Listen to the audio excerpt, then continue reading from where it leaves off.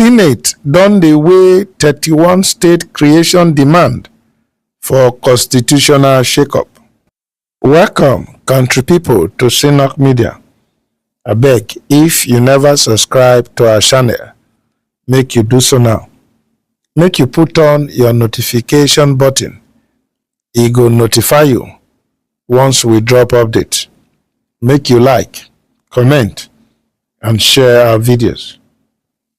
The Nigerian Senate don dey prepare to review 31 state creation proposals as part of im latest constitutional review effort.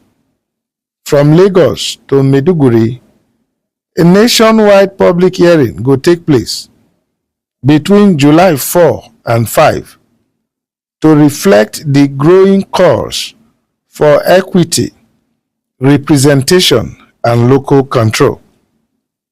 The hearings dem go hold am across Nigeria's 6 geopolitical zones, and the proposals dem include to create new states from existing ones.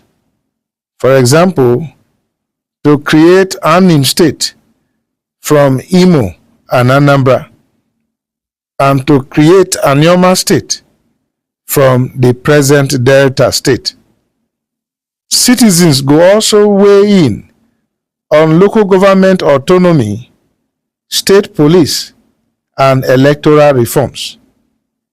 Also, bills on judicial timelines, gender inclusion, diaspora voting, and fiscal compliance dem go dey the agenda. The role of traditional rulers and powers go also dey the discussion table.